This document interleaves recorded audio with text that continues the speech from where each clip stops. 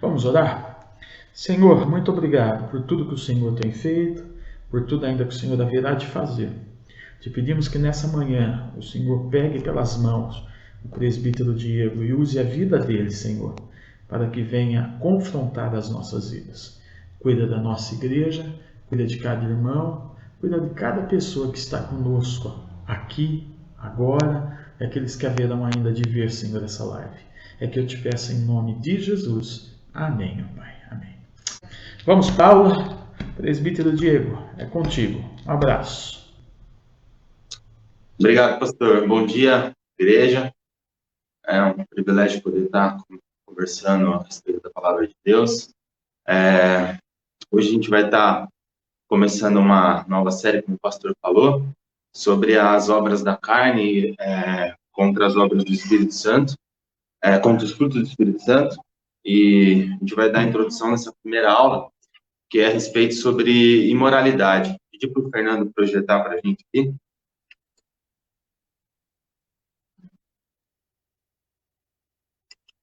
Obrigado, Fer. Então, a nossa primeira aula, ela diz respeito um pouco sobre a imoralidade, né? Então, é uma dessas obras da carne que a gente vai tratar um pouquinho e entender, à luz da Bíblia, que ela traz, o que esse tipo de pecado causa, e à luz da Bíblia, né, o que nós, como cristãos, devemos fazer para que a gente possa lutar contra isso, né? Deixar a nossa vida, dentro da nossa vida, florescer os frutos do Espírito, né? Externalizar os frutos do Espírito e lutar contra as obras da carne.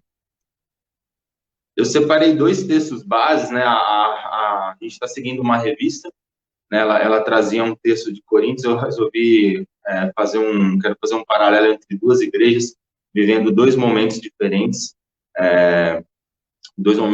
ali na história, duas maneiras diferentes de fazer a leitura sobre esse texto. E eu vou ler primeiro a carta de Paulo aos Coríntios, a igreja de Coríntios, é a primeira carta. A gente vai ler o capítulo 5, do versículo 1 ao versículo 7. Eu vou ler aqui, os irmãos acompanham por gentileza.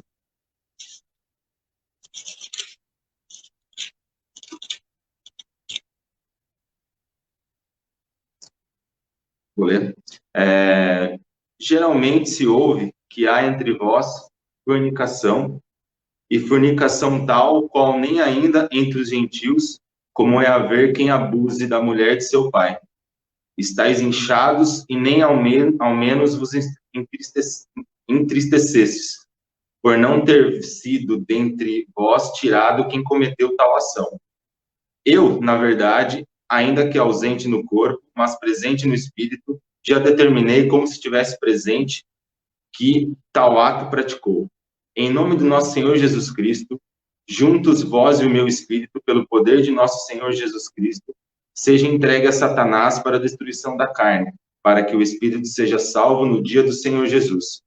Não é boa a vossa jactância. Não sabeis que um pouco de fermento faz levedar toda a massa?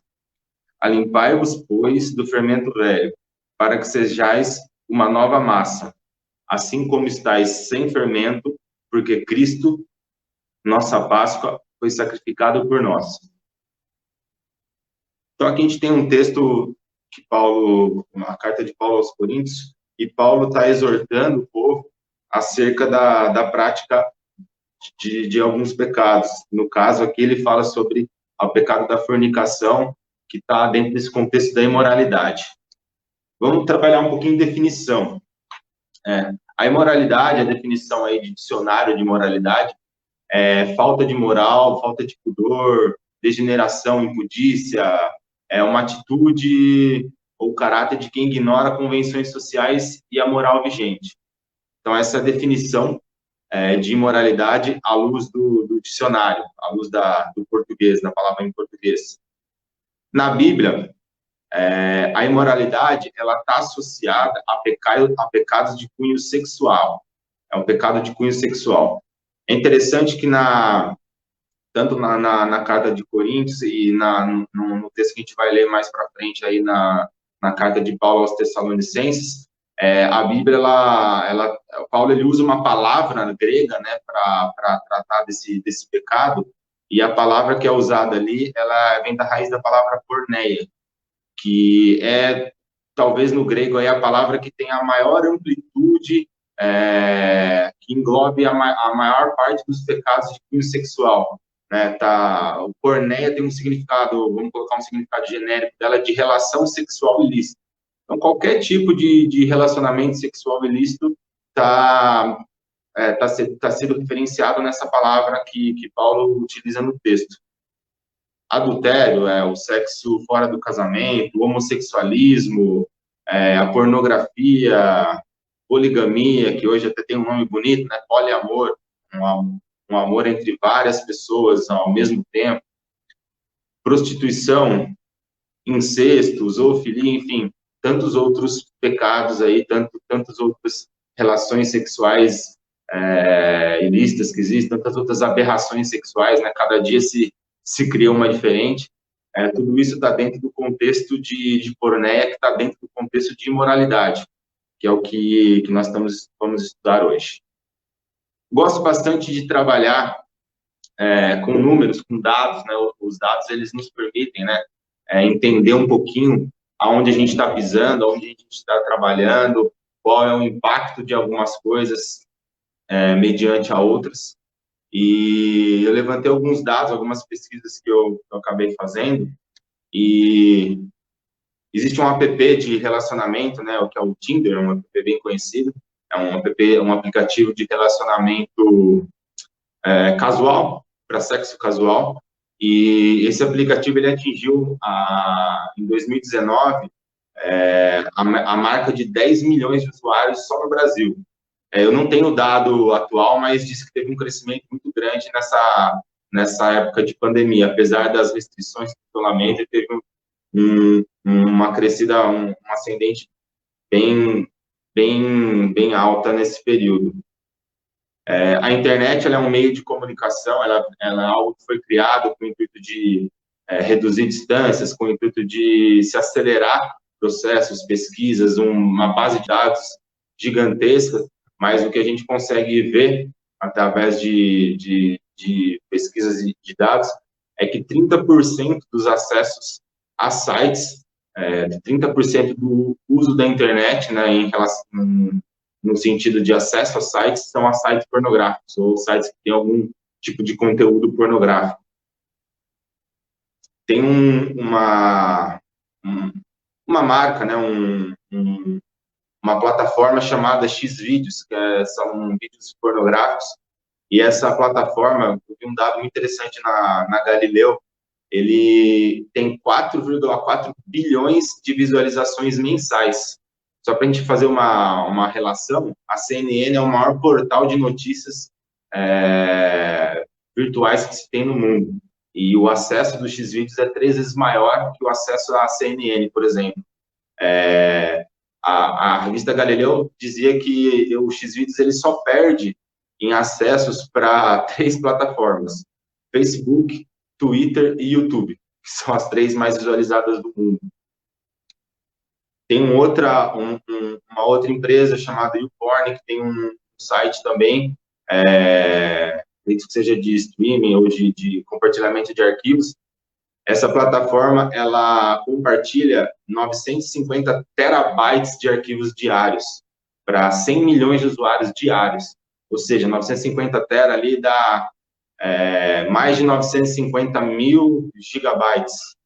Se a gente for pegar o pessoal do DVD aí, dá em torno de quase 2 DVDs e meio por segundo de conteúdo pornográfico sendo disponibilizado, sendo compartilhado através dessa plataforma, tá?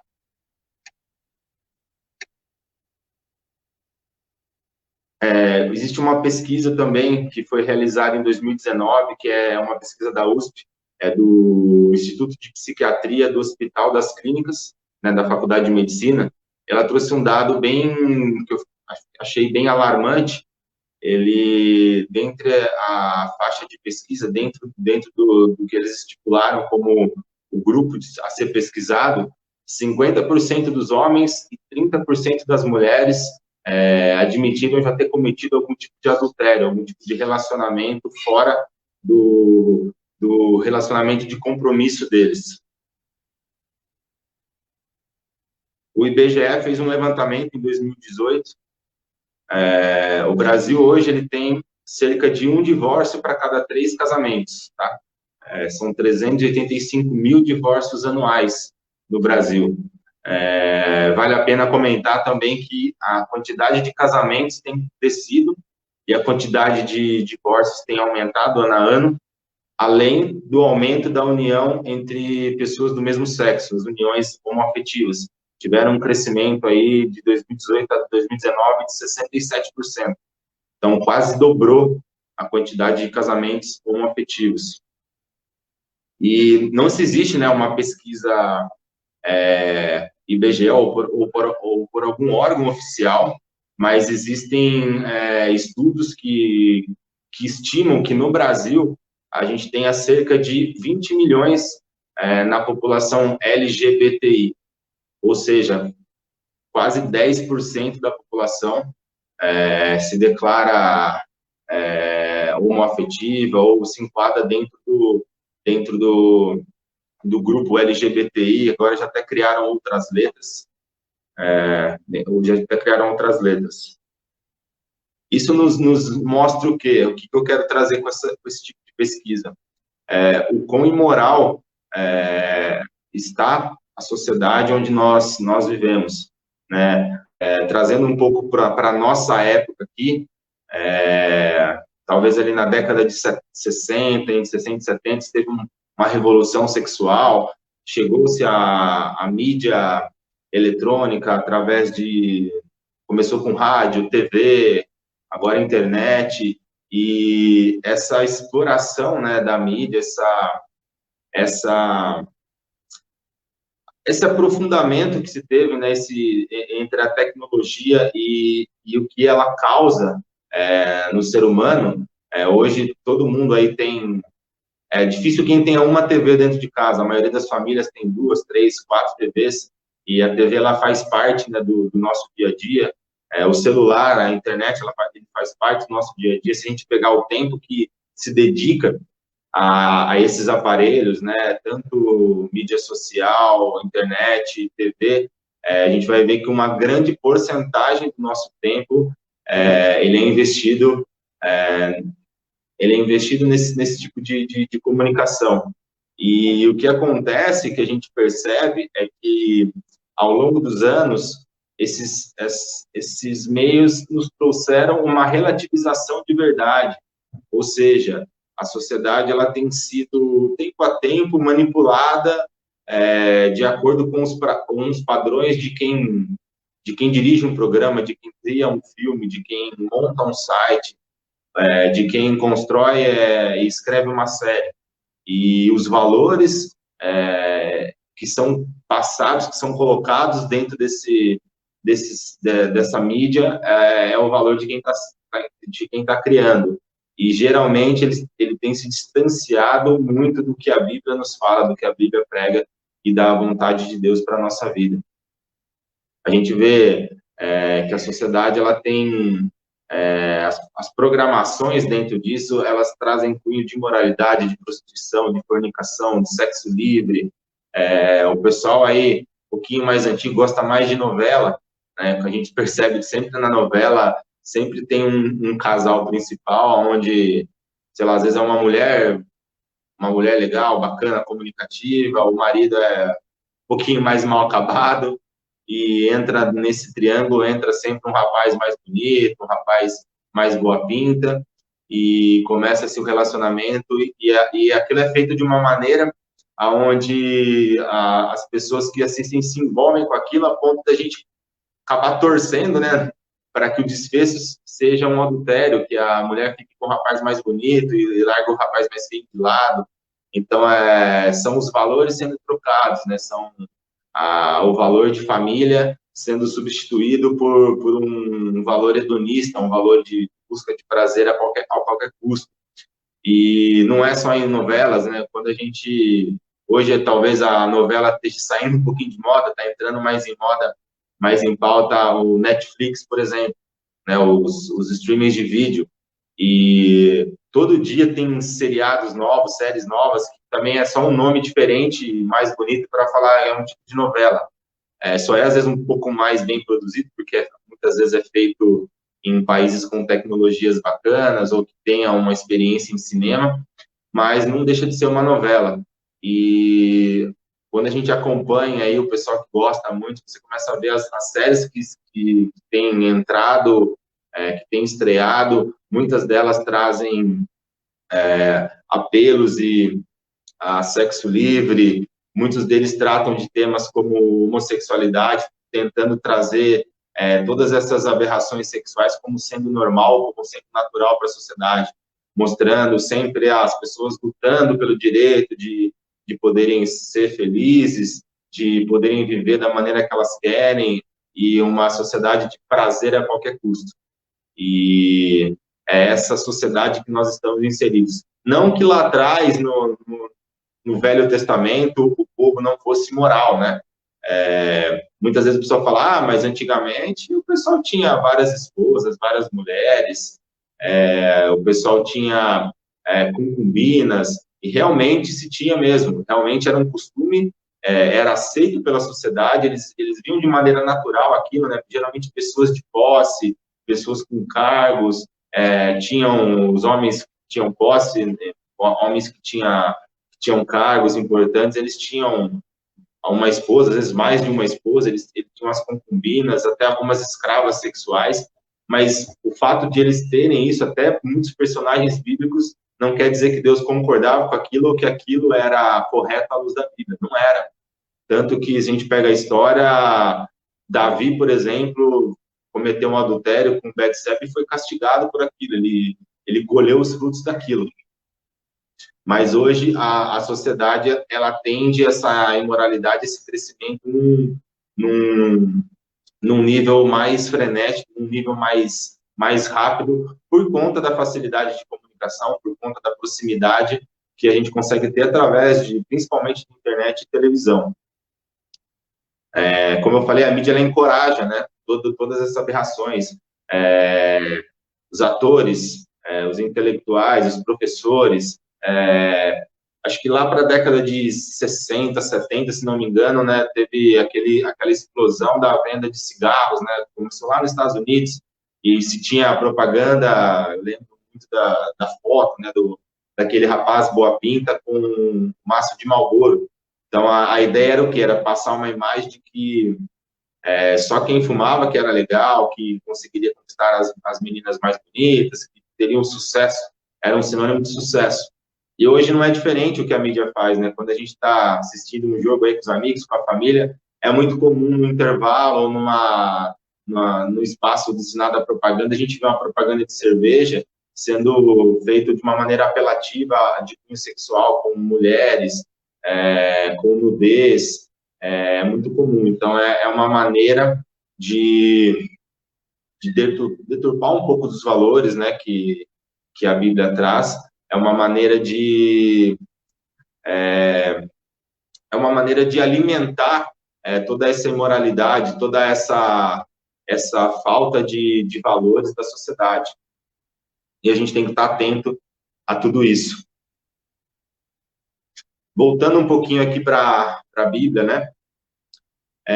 Quando a gente faz um estudo das Escrituras, a gente percebe que os pecados de cunho sexual, eles sempre encabeçam as listas de pecados, né? Quando a gente vê, se não me falha a memória, acho que Mateus, capítulo 15, Cristo está falando do que contamina a carne, ele está falando para os fariseus que eles estavam discutindo a questão do lavar a mão antes de comer, e ele fala que o que contamina o homem, ele dá uma série de pecados, e ele enfatiza muito a questão da promiscuidade, da prostituição. Quando a gente tem aquele texto famoso, que eu acho que até vai ser estudado nessa série de estudos aqui sobre, que fala em Gálatas 5, que fala sobre as obras da carne, ele já inicia, ele já abre essas obras da carne com prostituição e lascívia.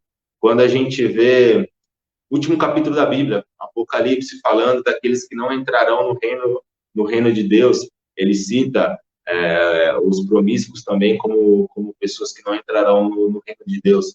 Mas isso não quer dizer que esses pecados de ordem sexual são mais pecados ou não, né? O mesmo Deus que escreveu as leis, que escreveu não adulterarás, também escreveu não dirás falso testemunho. Dizer um falso testemunho, né, sobre o meu irmão é pecado igual a um pecado de prostituição, a um pecado de adultério, né? Mas o que a gente entende pelas escrituras, o que a gente vê é que as consequências daquilo são diferentes. A consequência de um falso testemunho é muito diferente da consequência de um adultério, por exemplo, né? A gente percebe que os pecados de cunho sexual, a imoralidade, ela gera consequências, implicações que são mais danosas à sociedade. E não é só ao indivíduo que comete, né? Um exemplo aí de adultério mesmo, você tem famílias envolvidas que são... O indivíduo destrói a vida, ele destrói a vida da família, talvez a família da amante também, às vezes pode ser que ela seja casada.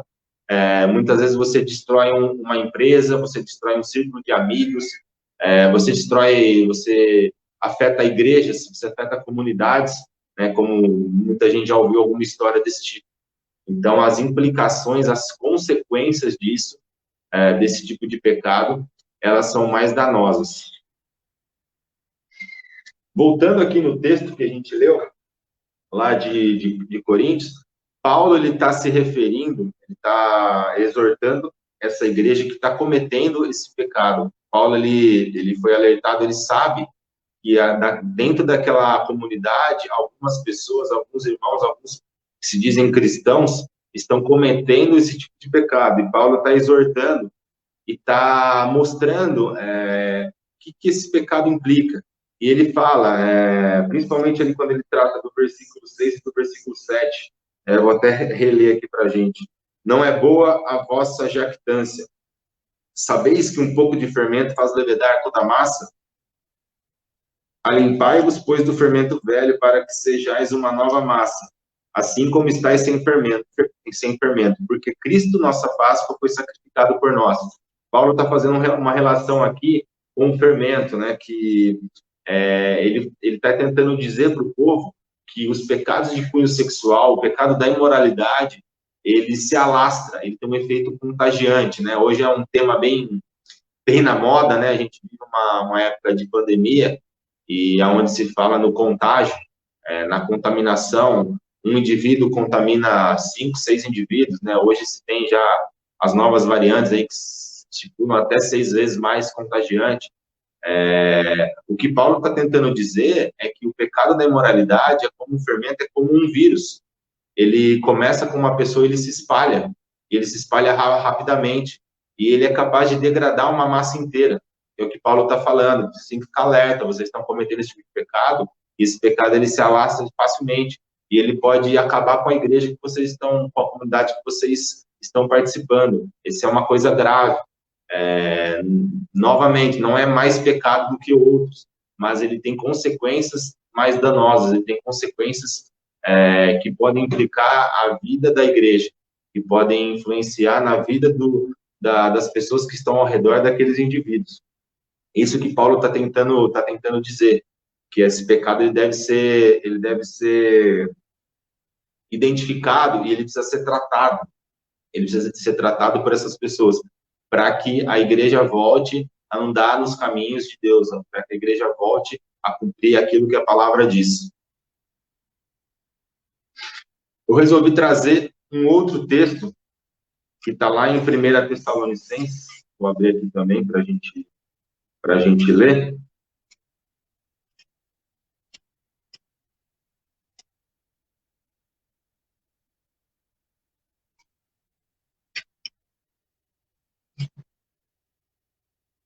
Eu separei um outro texto que está em 1 Tessalonicenses 4, de 1 a 8.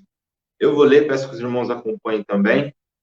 Também é uma carta escrita pelo apóstolo Paulo, agora com direcionamento ao povo tessalônico.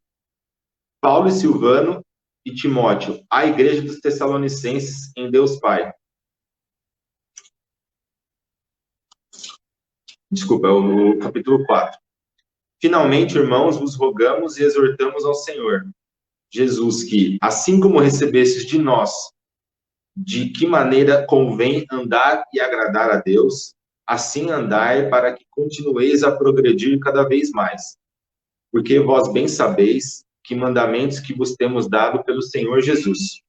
Porque esta é a vontade de Deus, a vossa santificação, que vos abstenhais da prostituição, que cada um de vós saiba possuir o seu vaso em santificação e honra, não na paixão de concupiscências, como os gentios, que não conhecem a Deus. Ninguém oprima ou engane a seu irmão, em negócio algum, porque o Senhor é vingador de todas essas coisas, como também antes vos dissemos e testificamos.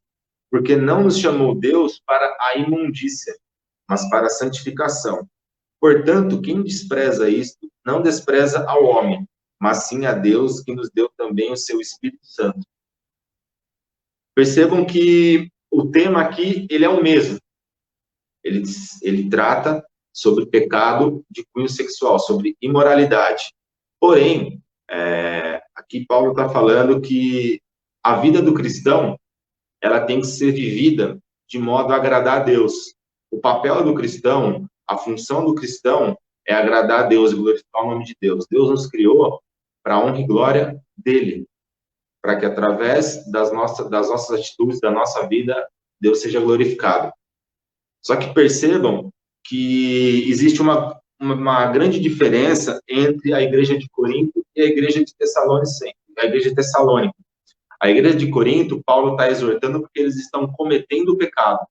E Paulo está mostrando que eles precisam se restaurar, mudar de vida, e para que a igreja não fosse prejudicada com aqueles pecados. E na igreja de Tessalonicenses, Paulo ele tá mostrando que a igreja está vivendo segundo as instruções de Paulo. É uma igreja que está vivendo a vontade de Deus, né? Quando ele fala, assim como recebeste de nós, de que maneira convém andar e agradar a Deus. Assim andais para que continueis a progredir cada vez mais. Então, Paulo está mostrando que a igreja está andando conforme a Bíblia, está andando conforme a palavra, está andando conforme a exortação que Paulo já havia feito a esse povo.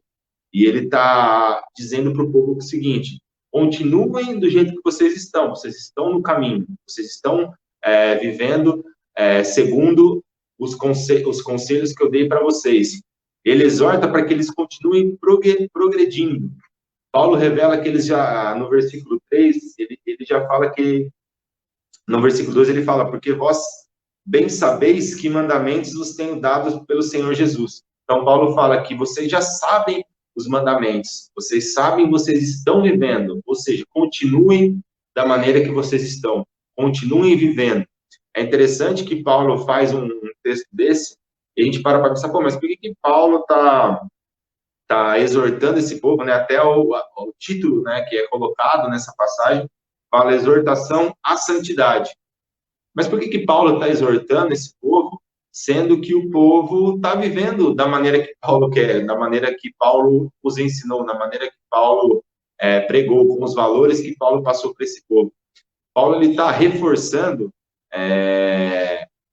essa exortação, haja vista o quão delicado é essa área sexual, o quão delicado o quão bombardeado o ser humano é nessa área, né? Nós necessitamos nos manter vigilantes nesse ponto, porque é um ponto onde Satanás tem trabalhado de maneira muito ferrenha, e muitas vezes ele consegue fazer com que as pessoas caiam em tentação e acabam destruindo aí uma vida, uma família, uma igreja.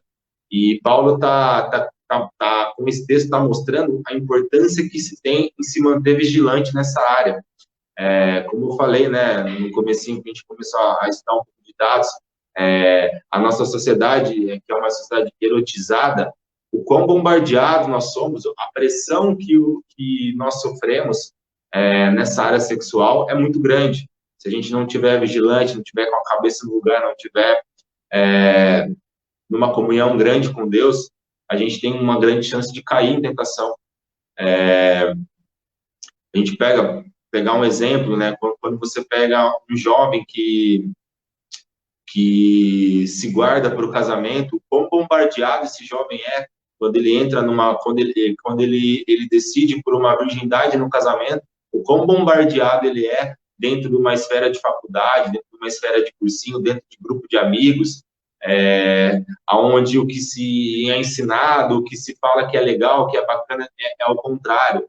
É você ser promíscuo, é você sair com várias pessoas, várias mulheres ou vários homens, ou homem e mulher, enfim. Hoje está tudo misturado, existe o que eu chamei de aberração sexual. Então, a pressão é muito grande. Como eu falei, os comerciais de TV, outdoor, tudo aonde a gente vai, se a gente parar para fazer uma leitura, aquilo está se tornando uma coisa muito comum e aceitável nos nossos dias. Todo esse apelo, toda essa imoralidade, ela nos bombardeia dia a dia. E a gente precisa ter a cabeça no lugar, assim como esse povo de Tessalônica estava tendo. A gente não pode agir igual ao povo de Corinto, e sim igual à igreja de Tessalônica, que está se mantendo firme na fé, está perseverando. É isso que Paulo está falando nessa parte do texto. E a gente pode extrair, se esse povo está vivendo conforme conforme o que Paulo ensinou, a gente pode extrair desse texto como sendo o manual da conduta do cristão. E aqui no versículo 3, ele está falando porque a vontade de Deus, esta é a vontade de Deus, a vossa santificação, que vos abstenhais da prostituição. A vontade de Deus para a nossa vida é a santificação. É interessante que a vontade de Deus, ela aparece na Bíblia de duas maneiras. Ela aparece várias vezes na Bíblia, mas ela tem duas maneiras de ser apresentada. Ela tem uma verdade uma vontade que é a vontade secreta de Deus. A gente pode traduzir como providência. É aquela vontade, o Deus planejou algo para a minha vida, eu vivo sob a soberania de Deus. Deus, ele já traçou planos para a minha vida, ele tem uma vontade pré-estabelecida para a minha vida, mas eu não sei, não é uma vontade conhecida. Só ele sabe. Então, a gente encara essa vontade secreta de Deus como uma providência, é aquilo que Deus providencia para a nossa vida. Mas existe uma outra verdade, uma outra vontade na Bíblia que é chamada de vontade revelada. É uma vontade que é pública, é uma vontade que Deus já deixou escrita. E essa vontade, essa está escrita aqui. A vontade de Deus é que sejamos santos. A vontade de Deus é a nossa santificação. Essa vontade que Paulo está usando aqui diz respeito à vontade já revelada, ou seja, uma vontade pública, é uma vontade que não muda, imutável. A vontade de Deus, ela não tem mudança. Ela está presente desde o Velho Testamento. Deus quer que o povo dele seja santo. A vontade ela é revelada para todos aqueles que são comprados e lavados pelo sangue do Espírito. É a mesma vontade, que vocês sejam santos, sem exceção. Nada vai fazer, nenhuma situação, nenhum ponto, nada vai fazer com que essa vontade sofra alguma mudança. Nada vai fazer Deus abrir mão dessa vontade. A vontade dele é que você seja santo. Mas fulano fez uma opção errada de casamento, casou com uma mulher que não cuida dele, que não valoriza o marido, que não se valoriza, não se cuida, não dá atenção, não dá carinho, enfim. Esse cara poderia, não, ele merece ter uma amante porque ele está sofrendo. Não é isso que a Bíblia está falando. A Bíblia está falando que Deus não abre mão daquilo que é a vontade revelada. A vontade revelada é que a gente seja santo. E essa é a vontade de Deus para a nossa vida. Não muda, imutável. E aqui, vamos trabalhar um pouquinho também esse tema de santificação. Quando a gente trata do tema obras da carne versus obras do Espírito, é impossível a gente não tratar isso como sendo um processo de santificação. Né? A partir do momento em que nós nos convertemos, a partir do momento que somos tocados pelo Espírito Santo de Deus, esse Espírito habita a nossa vida se cria dentro de nós uma grande guerra entre a carne e o Espírito. Como a gente estudou na série passada, né, com o livro do John Piper, na primeira aula lá o pastor foi muito claro quando ele trouxe a depravação em que nós vivemos, né? O ser humano é um ser humano, uma raça caída. uma raça que, depois do pecado, se tornou depravado. Então, o pecado está intrínseco dentro do ser humano. E o normal, o comum, na inércia do ser humano, ele peca, porque aquilo é a essência dele. Ele carece de uma transformação, ele carece de receber o Espírito Santo. E quando esse Espírito Santo habita essa vida, essa luta começa a ser travada. E o cristão, ele precisa lutar contra essas obras da carne para que os frutos do Espírito possam cada vez mais aparecer e ser externalizados na vida dele. E o sentido de santificar, ele é bem interessante, que ele é usado, né, uma raiz, né, do verbo, né, nas passagens bíblicas, aonde ele tem ele tem uma ideia de divisão. Santificar-se é apartar-se de alguma coisa e apegar-se a outra. É você deixar uma coisa de lado e pegar a outra. Perceba que não existe comunhão entre essas coisas. O ser santo, de acordo aos olhos da Bíblia, é a gente separar do mundo e nos unir a Deus, nos congregar a Deus. Ou seja, eu deixar as obras da carne de lado para viver os frutos do Espírito. E percebam que esse verbo, ele tem essa ideia de divisão, mas num sentido de uma divisão plena. Ou seja, eu não posso estar com um pé em cada barco. Eu vou ser santo nessa área. Mas aqui eu gosto muito de dinheiro. Essa área eu vou tender para não ser santo. Eu vou ser santo dentro do meu casamento, mas eu gosto de mentira. Não existe isso dentro da raiz desse verbo. O verbo, ele faz uma divisão plena e coesa, aonde ou você está ou você não está. Sim, sim, não, não. Ou você é cristão, ou você é lavado pelo sangue do Espírito, pelo sangue de Cristo, ou o Espírito habita a tua vida, ou não. Ou nós somos filhos da luz, ou nós somos filhos da treva. Não existe um meio termo. Deus criou o céu e o inferno. Não existe um meio termo. Não existe uma área comum onde ele é um pouco bonzinho e um pouco ruim. Não existe isso. A santidade, ela nos torna santos ou não santos. Ela nos traz pessoas que resplandecem a luz do Espírito Santo, que resplandecem a luz de Cristo, que fazem a diferença por onde chegam, ou que apagam a luz de Cristo, que levam trevas e levam destruição por onde vai. É isso que essa palavra, apesar de ela estar sendo bem coeso, bem incisivo nisso, é isso que a gente tem que ter em mente. Não tem como eu estar em dois barcos. Ou é, ou não é. E aqui no texto, voltando um pouquinho aqui, a vontade de Deus para a nossa vida é que sejamos santos. E Paulo dá exemplos. Mas como que eu vou ser santo? Tá aqui ele já dá 3 exemplos de cara. Abster-se da imoralidade, ou seja, lutar contra a imoralidade, não ser adúltero, não ser promíscuo, não ter relações ilícitas, não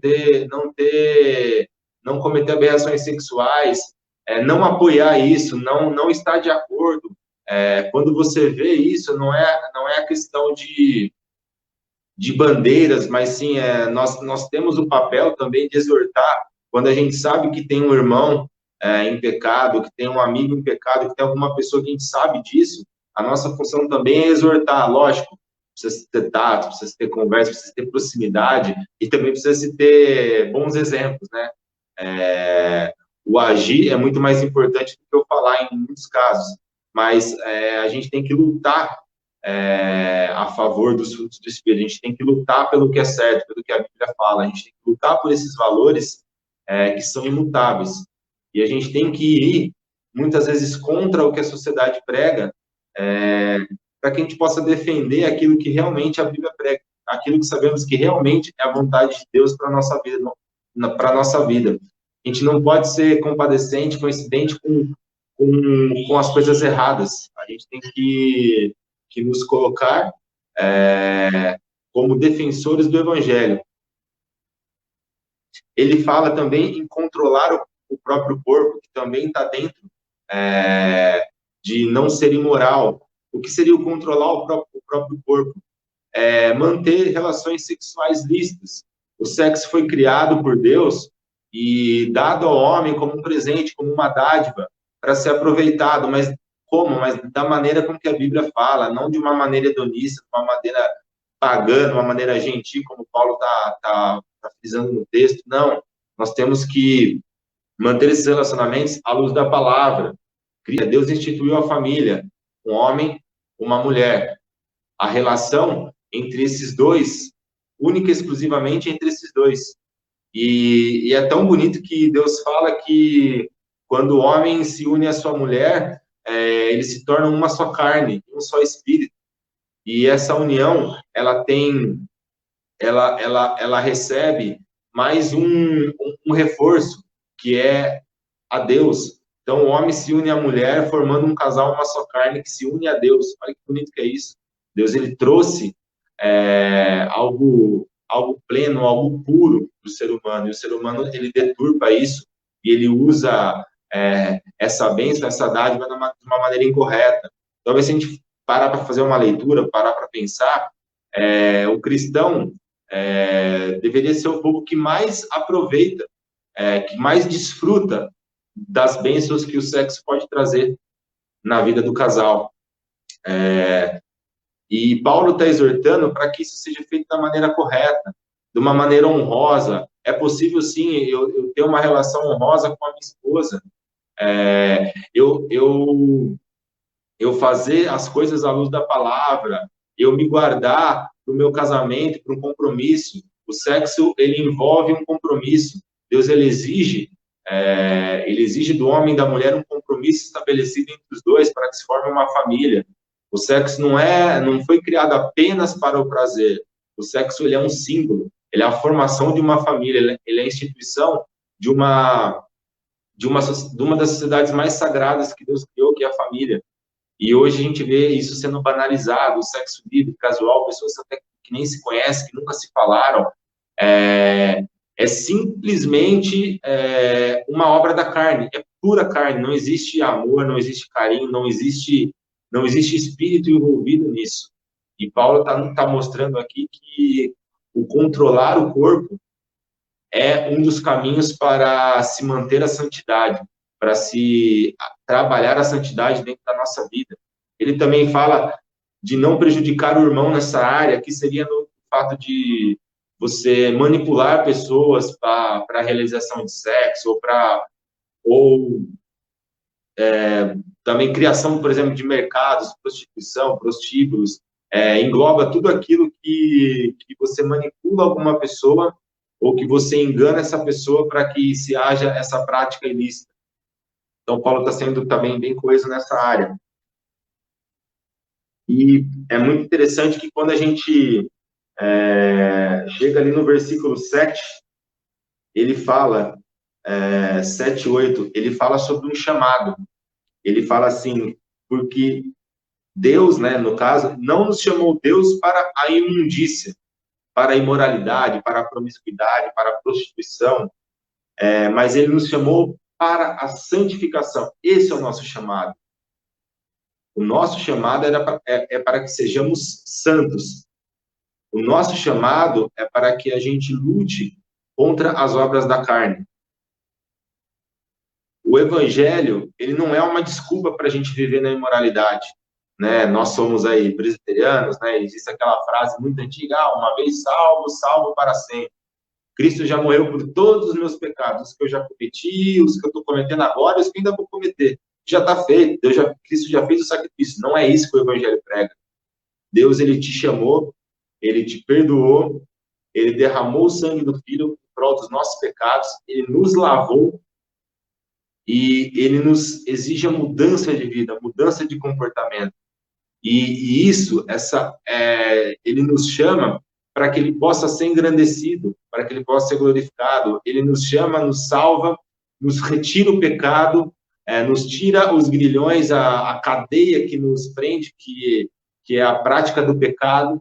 Ele nos oferece essa possibilidade de termos uma vida diferente, de vivermos em santificação, ele nos criou a imagem e semelhança dele, e a partir do momento que nós caímos, nós nos distanciamos de Deus, E a partir do sacrifício de Cristo, ele nos oferece a oportunidade de a gente voltar a ser a imagem e semelhança. Tudo bem que isso vai ser só quando Cristo voltar e que a gente vai ter a nossa santificação plena, mas cabe a nós lutarmos contra essas obras da carne e procurarmos sermos santos cada vez mais, a cada dia mais.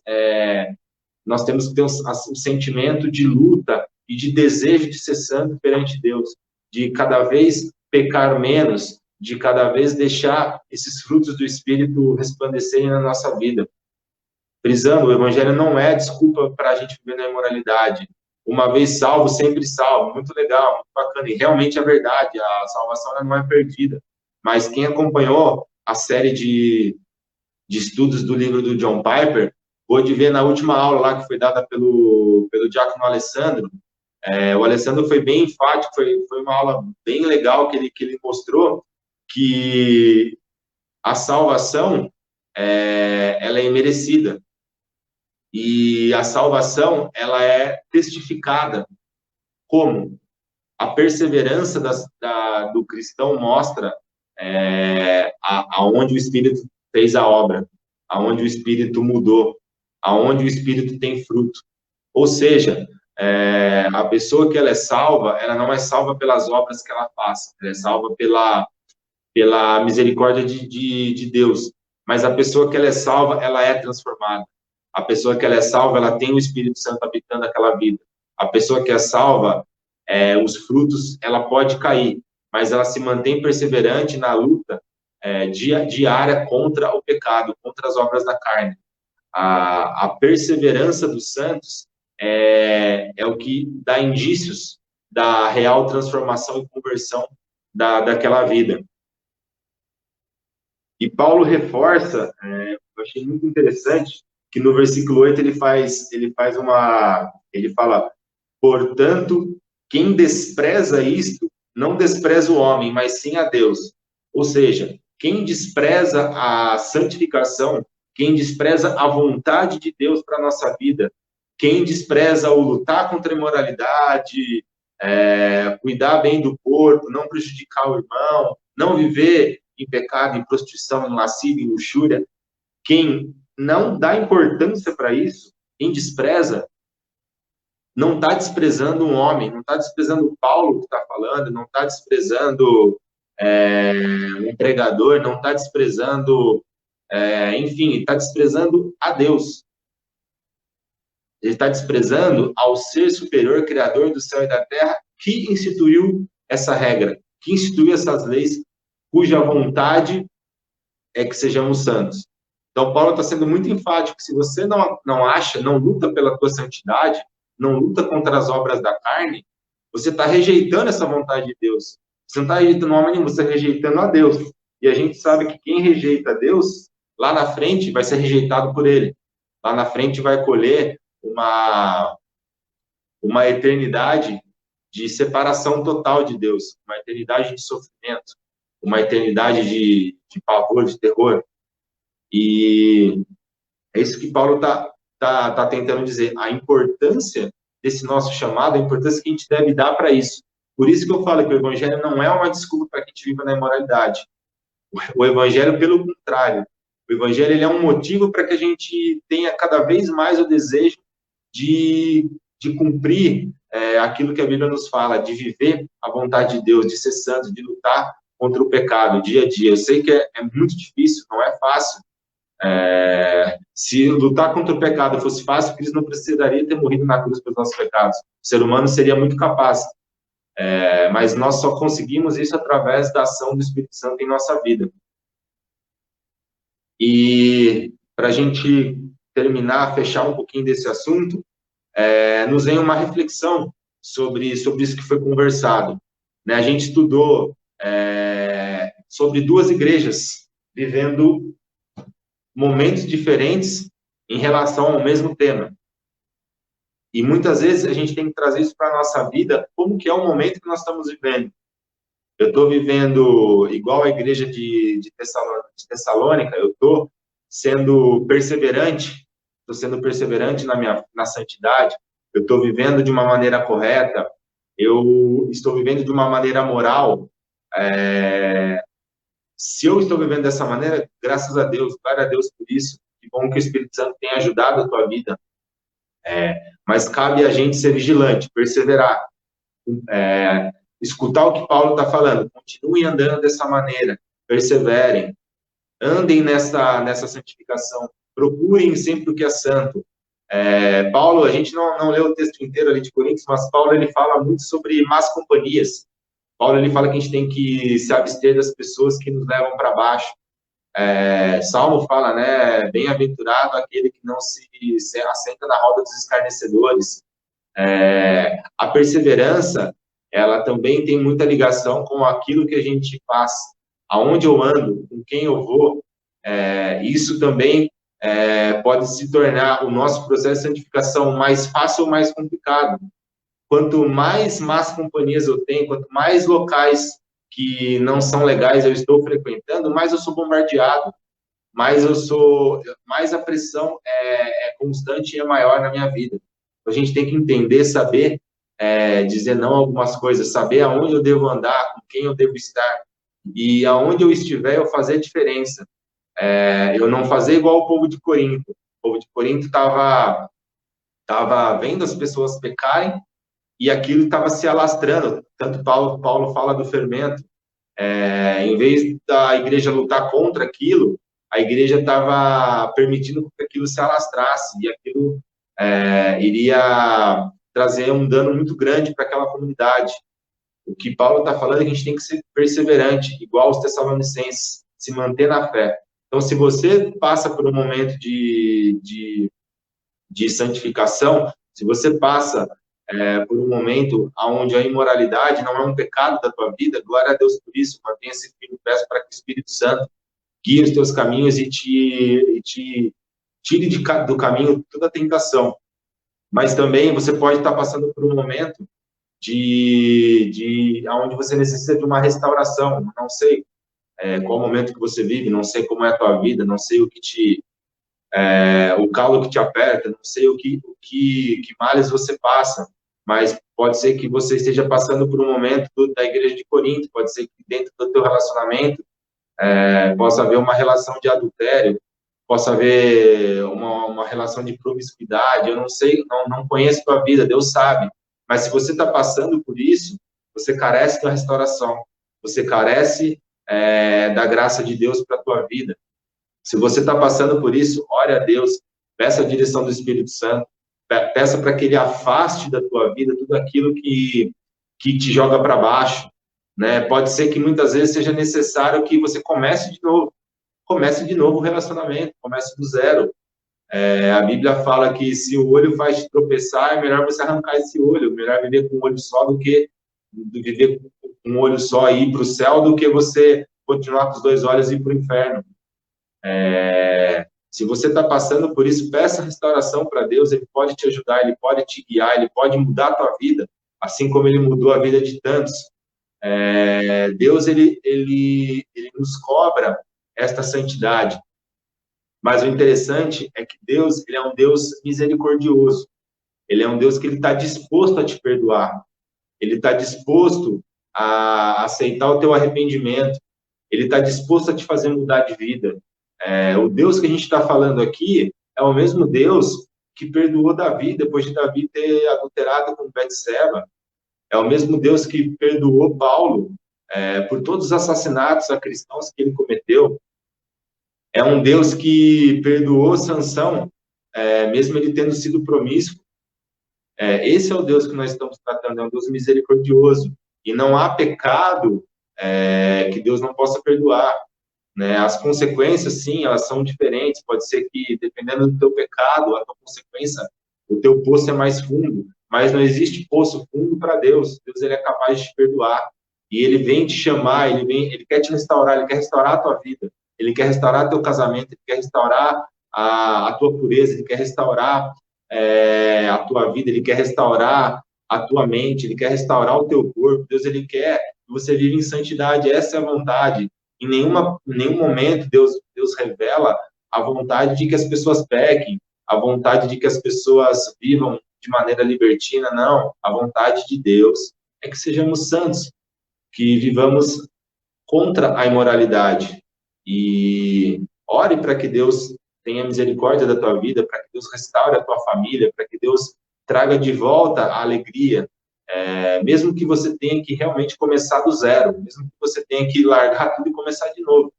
Comece, mas peça que o Espírito Santo possa fazer a obra na tua vida.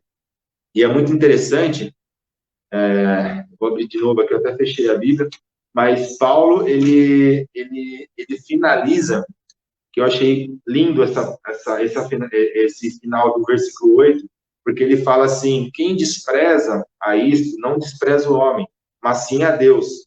Só que ele faz um adendo no final, que nos deu também o seu Espírito Santo. Ou seja, Deus, ele está te cobrando a santidade, mas ele no final ele está te falando aqui: eu estou te dando o Espírito Santo para que ele possa agir através da sua vida, para que ele possa dar os frutos. Essa é a mensagem, essa mensagem da aula, essa mensagem dessa série de estudos. Deus, ele tem a vontade para a nossa vida, ele tem a vontade de que sejamos santos, e ele nos ajuda, ele nos oferece o Espírito Santo. E esse é o meu desejo para a tua vida, que o Espírito Santo possa brilhar através da tua vida, que o Espírito Santo possa fazer diferença na tua vida e que a tua vida possa ser luz por onde você passar. Que o que hoje é pecado na tua vida possa se transformar em santidade, que os pecados possam ser deixados para trás, que a carne, essa obra da carne, que é tão podre, que é tão depravada, que ela possa sair da tua vida e que isso possa dar espaço àquilo que o Espírito Santo quer fazer, que são obras grandiosas. Quando estudamos as Escrituras, a gente percebe o quão grandioso são as obras que o Espírito Santo realiza através de cada vida. E esse é o meu desejo para a tua vida. Amém? Devolver a palavra para o pastor.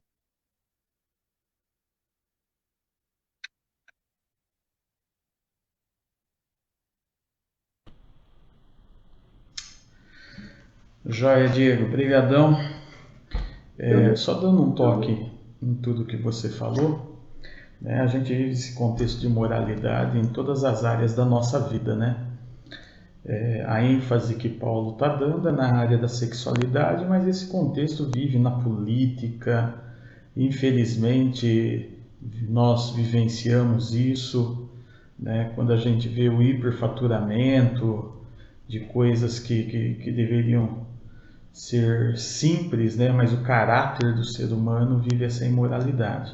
Só um toque, tá? Dentro de tudo isso que você ministrou para a gente nessa manhã, tem um pastor neopentecostal, eu gosto demais dele porque ele trabalha com casais e para mim é uma das autoridades no Brasil na área de casais. Ele chama Josué Gonçalves. Se você puder, irmão, dá uma olhada no Instagram dele. Vira e mexe, ele tem alguns vídeos, ele tem algumas palestras, ele tem alguns textos. Muito joia o material do Josué Gonçalves, né? E esses dias eu estava lendo um artigo dele, Diego, foi interessante, né? E ele disse, né, que a maioria dos casais da igreja estão vivendo uma luta na área sexual. Que a pornografia nunca fez tanto estrago dentro de um lar, tá? E antigamente a gente via essa questão da pornografia principalmente do lado masculino, mas infelizmente hoje as mulheres estão adentrando a isso, tá? E a outra questão que ele comentou bastante é que os nossos casais perderam-se a referência de uma vida sexual saudável, de uma vida sexual verdadeira, tá? E isso está destruindo lares e a gente não tem percebido, tá? Então, alguns artigos que eu estou te dando para você ler. Josué Gonçalves. Um outro pastor que eu tenho lido bastante também, que é da nossa denominação, é pastor Eduardo. Tá? É um dos pastores da 8ª Igreja de Belo Horizonte. Você vai achar lá, só colocar pastor Eduardo no Instagram da 8ª Igreja. Ele tem respondido perguntas, principalmente se você tem filhos adolescentes, filhos jovens, né? Ele é um pastor de jovens lá da igreja e ele tem trabalhado muito essa questão da imoralidade com os nossos filhos, né? Então, 2 indicações aí para você seguir no Instagram, tá? Josué Gonçalves pastor Eduardo da 8ª Igreja, tá? Que a gente possa saber lidar com essas imoralidades que a gente tem sido bombardeado no nosso dia a dia, as quais o presbítero Diego trouxe para a gente, para a nossa reflexão. Que Deus nos ajude diante desse mundo tão hedonista, tão materialista, tão longe de Cristo, que Ele nos ajude a termos uma vida diferenciada. Diga agora para a gente, por favor. Pai amado, Pai querido, Pai, pela palavra, pela vida, te pedimos que o Senhor abençoe a cada pessoa, cada live, visite cada live, faça diferença, que o Senhor mantenha aquele na perseverança, Pai, aqueles que carecem de salvação, Pai, te pedimos a tua misericórdia para a vida, pedimos que o Senhor faça a diferença, te pedimos um dia na tua paz, Pai, em nome de Jesus. Amém. Amém.